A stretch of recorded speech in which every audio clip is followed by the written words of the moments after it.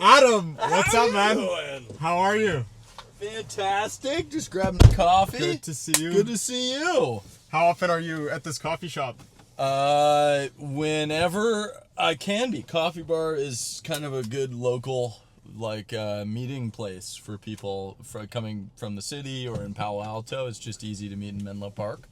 And, I am often at this place. Awesome. Actually, Boost technically has a subletted office that I work out of that's just right down here, which is awesome. Above an Amici's Pizza.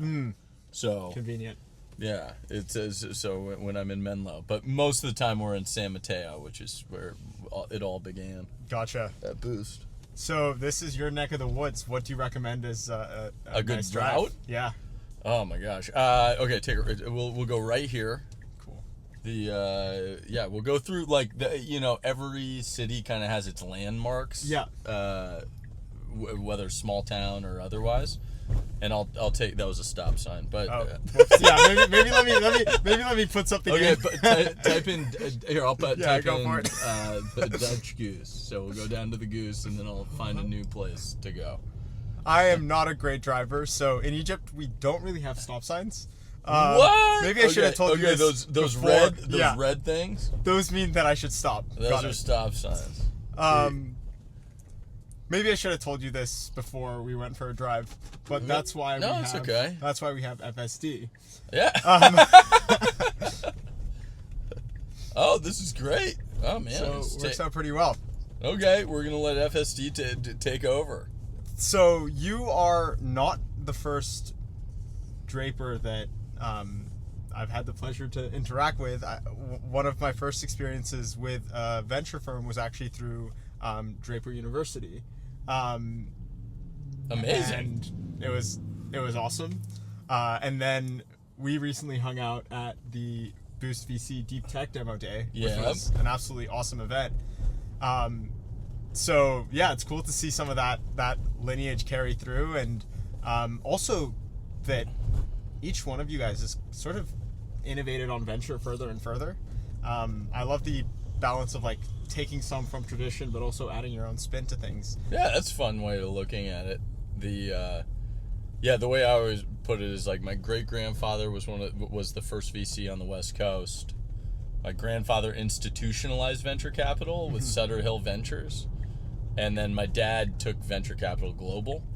And then I'm obsessed with superpowers, so we just keep investing in things that are called deep tech, but trying to and also taking it beyond global. Space and anything that sort of sounds crazy to your 12, 20-year-old self, we like to invest in. Right now we've been investing in a lot of bio, so bio's super been a big part of our focus. Yeah, I think your great grandfather. Yeah, beyond. I should say, and we're taking it beyond the universe. You took it global, and we're doing interterrestrial, interplanetary. Yeah, your great grandfather actually pioneered the structure that now all venture capitalists follow with GPs and LPs. What do you think is necessary for venture to be more able to fund these ultra ambitious deep tech companies, biotech companies? A lot of that on the East Coast is based on clinical trials. How do you think VCs should think about investing in bio? A lot of VCs always think, and my opportunity has always been the fear of a venture capitalist. So when we went in on Bitcoin and crypto, people were afraid that other people would never invest in this asset class. So they were afraid that the government wasn't going to allow for it to happen, or the banks weren't going to allow for Bitcoin to exist. And so no one wanted to back the founders, the people building in that ecosystem. And so we did it there. 5 years ago, we ended up investing in, the fear was high CapEx businesses, and also aerospace defense was there was a taboo nature to defense, which was war. That's maybe we don't want to invest. And now today, that's in the venture area, that's pretty laughable because like Anduril, like they're some of the most sought after names are these defense names. Also, historically, venture came after Lockheed's like big thing that they were doing around Stanford. Yeah. So that was my thought. My thought was, well, Silicon Valley was kind of born out of like Lockheed. And so I always think like there's some risk that venture capitalists are not willing to take, and Boost VC, we're all about taking that risk, figuring out what that risk is, taking that risk. In bio, everyone always like the questions we always get are how can you like diligence the technology? And I'm a people person. Like I'm an English major. I love I guess speaking, and I write blog posts and all those things. But really, this is a people business, and you really, whenever people are diligencing, you're trying to back up your decision that you already made, I think of it as. Yeah. Rather than, like, creating your decision. Like, you kind of know, and so my thought is, like, hey, whenever someone's pitching me, my job is to believe them. Yeah. Like, it's not about, I'm assuming they're going to change the technology, and they're going to change their way of getting there, as long as they, stay the course to solve the problem. And the technology evolves. Like, I mean, the best fintech company was PayPal, and then Bitcoin was created, and then Coinbase, and then, like if I was only ever thinking about the internet rather than Bitcoin, I wouldn't have spotted this new technology coming out to solve a similar problem. They're all solving the similar problem. So, how do you think about the fact that so much of bio right now is epicentered around Boston, which is obviously an incredibly academia-oriented town, but now that bio is becoming more and more of a technology industry, Silicon Valley is a place where you have a lot of dropouts. How do you think about academia playing into bio, and how you think about the types of founders you like to invest in? It's interesting. I like when you were talking, I was just thinking the West Coast. We've been very encouraging of dropouts for a long time, right? Like Stanford is like notoriously, like lots of great companies were started because someone was really making a lot of progress, and they go, hey, you've like 15 years to finish this if you want this degree. Boston wasn't, they've gotten better about it, but they weren't as like you can take a year off fish thing. And now, my thesis around bio is really about, I call it short academia, where there's a talented group of people that are scientists that have not been allowed to do the science or research that they want to do for a very long time, because they've been following whatever the government wants, that whatever the university wants, whatever their PA wants. Yeah. And so I like, instead of choosing to leave the university, some of these people are kind of being forced out, right? And so so on the Boston side, I always think, where's the talent? That's what the question is. Where's the talent? Where are people so fed up that they're going to break out and build a category defining company? And smart people are everywhere now, and opportunities, like internet's kind of bridged the gap of opportunity and communication. So it's like, but a lot of the tools and training are at universities. So Harvard, MIT, Stanford, those are, a lot of the Ivy Leagues. A lot of universities have it though. But I think as we short academia, there's just going to be more and more great people leaving the academic institution to start companies, because starting a company is the ultimate shorting of academia. Yeah, I completely agree with that, and I think one of the other consequences. So it's going to stop here. I just wanted to point out, one of the. Oh, it's right there. So this is the Dutch Goose in Menlo Park. Just by me saying that, someone, if they're listening, will be like, "Yeah, it's the goose." Like everyone knows the goose. Gotcha. So tell me about the lore. It's pulling into the wrong parking lot. Oh. This is Pacific Hearing, but right here. It's just gone through tons of ownership over the last 20 years, but it's always been, there's one other place that doesn't exist anymore that was a great pizza place, but this has withstood the test of time. The other place is here. Let's go over to Cafe. Let's do it. And we'll go to Cafe Barone. Ready? Cafe.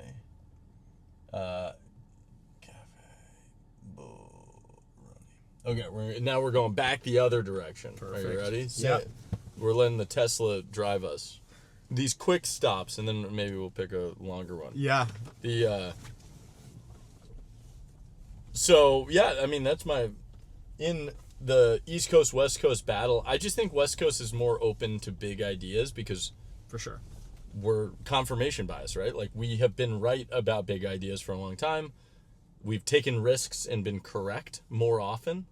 So it just compounds. And so more people in the Bay Area are willing to take more risk on out there big seismic changing ideas. I think another thing is VCs underestimate their influence in terms of allowing people to think about what ideas they can pursue. So there's so many talented founders that end up getting sapped into B2B SaaS or another generic AI agent product because that's where they think the capital is. And the more... I'd actually take this right. Go right. Gotcha. Go right. The more ambitious people know that there is capital available for ultra ambitious projects, the more perhaps they'll be likely to actually pursue those opportunities. It's oh, sorry. Really, I'm not good at this. Yeah, it's okay. That was the Tesla's fault. Yeah. The Blame it on the Tesla. Thanks, Elon. yeah. It's an interesting. I think the interesting part of that question is like,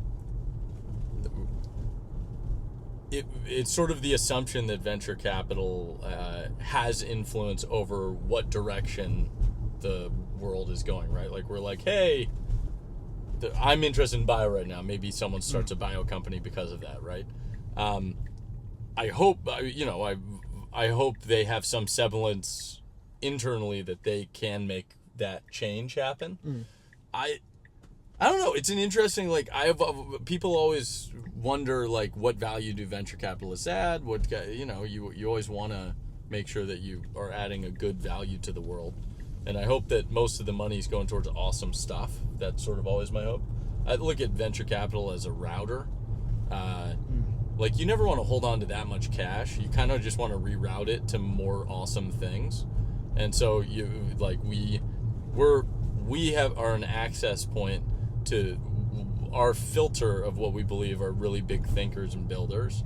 And so, like, when money flows in, we try to immediately, like, sling it out and route it, right? That's basically the entire... It's just directing energy places. But what you're talking about is actually a signal. We're putting up a bat signal and saying, we're willing to fund this, right? Which should attract two different types of people. One, the people who were previously working in that industry.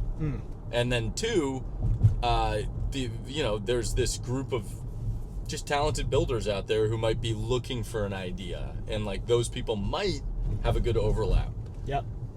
I don't know. When concepts get popular, it's really a little annoying. You get a lot of... AI is a good example where there are just a ton of... I will always admire the builders, but the volume of number of people who jumped into AI immediately, it just became... It was, like, saturated too quickly. Yep. For our early stage-ness of the market. I don't know. I think the biggest problem, more so than saturation of the industry, is more... It makes me question the ability to have original thought. Yeah. And build conviction independently. I think that's so important for founders. Dude, I think that's, like, the most important thing. Because you need... Otherwise, this is the reason that I think incubators rarely work as well as someone who came up with the idea. So if I believe that me coming up with the idea was going to be better and I'd surround it with really talented people who could build it, if I believe that was going to outperform me finding someone who already came up with a similar idea and is going to build into this market, I should do that, right? But I actually believe that you need ownership of the idea in order to build the game-changing business. Yeah. And you need to have that inspiration yourself and then refine it and earn it from other people over time. I said it earlier today, but like, I think ideas need what's the there's a phrase, I already messed it up earlier today, I don't want to mess it up again. Iron on iron, or iron against iron.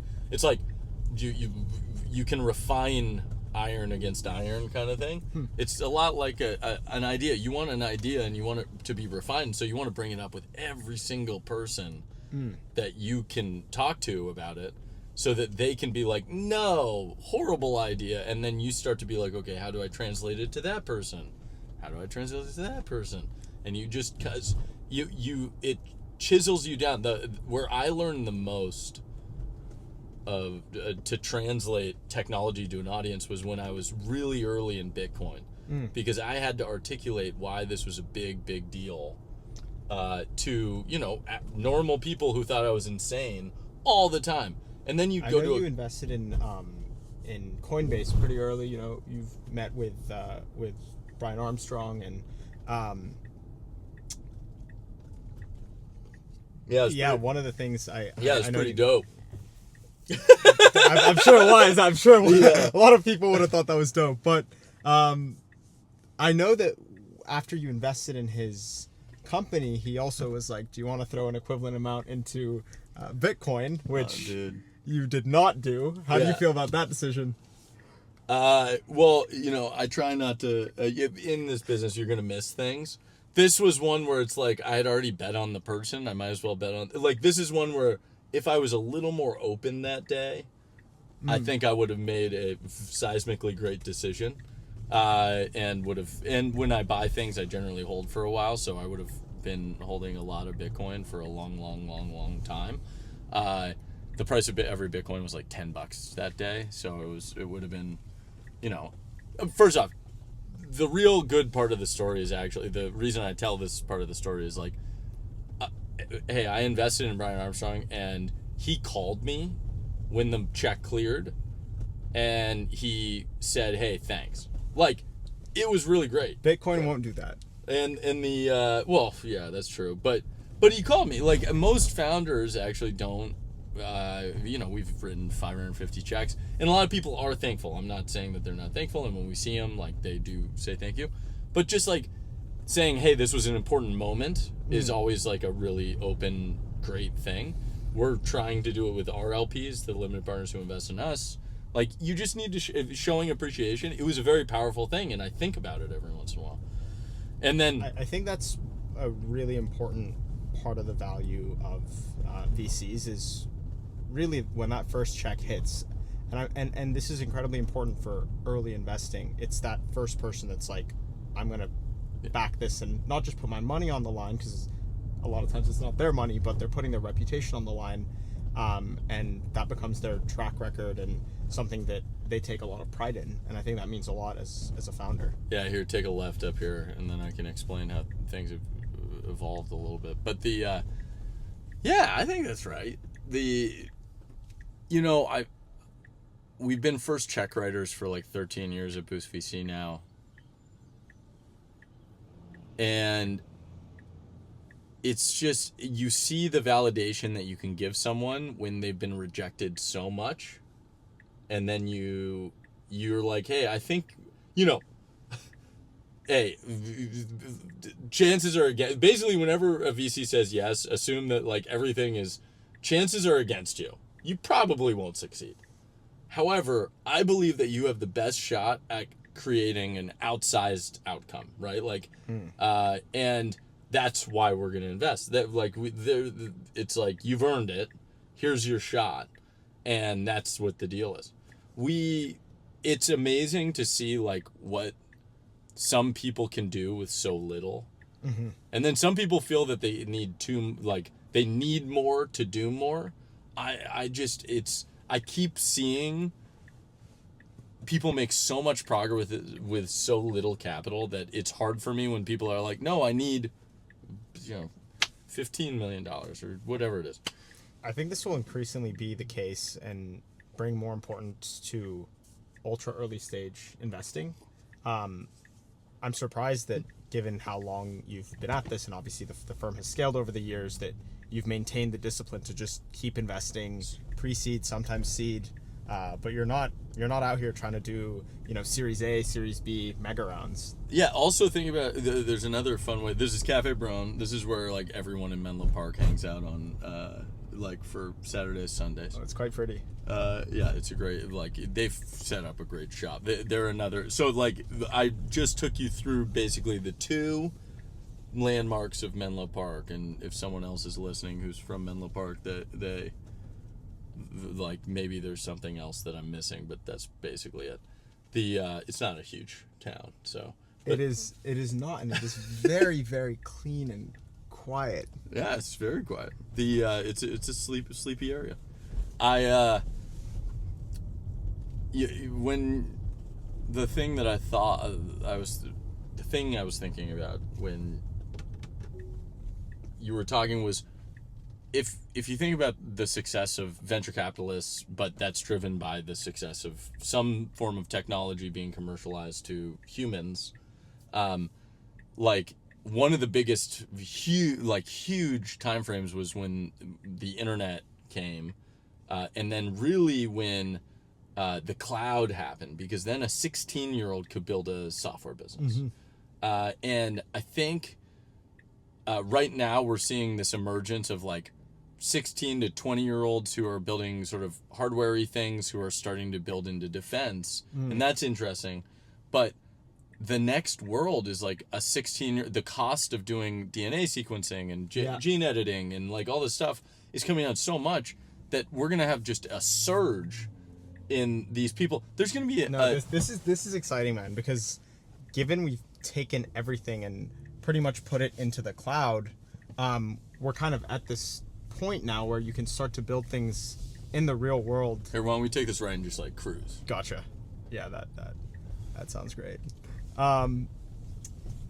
Given everything's, like, now in the cloud, you can build hardware products initially, like, in a virtual environment, and then, like, make them in real life. Yes. Same with, like, genetics. You can, like, make them on your computer, and then now they're, like, impacting the real world. And I think that's just insane, and something that wasn't really... It's like that software eating the world is real. It's like the software's driving the hardware build now. Mm-hmm. Software is driving the... and it's also the moat. It ends up being sort of a big part of the moat of a big successful company. Like, I mean, I heard this, but, like, SpaceX, one of the reasons NASA gave them this big original contract was because their software was really, really good. Not because necessarily they could launch a rocket. And I didn't know that. I think that there's just an extremely amazing, like, and so we're seeing that play out across about a bunch of aerospace and defense startups, software driving the electrical or driving the just the hardware. But I think that what I'm seeing right now is, like, the reduction of costs in biology is driving an insane amount of innovation to, absolutely, there's going to be some how do you think about 22-year-old who, like, has 5 years of experience building biotech? Like, that's going to be insane. That's going to be awesome. And I think a lot of those people will be short academia style builders. On that topic, I mean, you're obviously super into blockchain, early days, into deep tech, love your comic books. How do you think about decentralized science and how that might change things? Yeah, so I think if you were to, like, describe my career's been about backing the rebels that are fed up with the institution. And so in finance, the rebels were the people, like, hey, this money thing is broken, let's build a new money thing, and build trust there. And so I spent, a very long time, 5 years, basically exclusively investing in this category, Boost VC exclusively investing in this category. But then you start to realize that rebellious spirit is in all these different like, spaces and sectors. Mm-hmm. And what one of the things that brought me to decentralizing science as a investing category was the sheer number of really talented mission-driven people there are. They're like, hey, I wasn't able to do this research in my lab, so I'm trying to fundraise in order to, like, cure Parkinson's or cure whatever the thing is. And I think what's happening is it's fundamentally like it's less sophisticated than I'd say the word DeSci lets it be. It's still very in its nascent times, but the concept is great. You say, hey, I have a thesis on the world in this category, and what DeSci lets you do, which is a tokenizing product, is it allows you to fundraise and acquire all of the talented people who can think about this topic for the lowest cost. So you're basically absorbing brain power and capital at the same time inside of the decentralization of science. Interesting. I think it's going to be one of the next big waves in crypto, and that's one of the reasons I'm excited about it. I also just think, hey, there are a lot of things that are underfunded in academia. Cancer, actually, I don't think will work well in DeSci. It's too well funded in the outside institutional world. But, you know, peptides, we've talked about that a little bit. We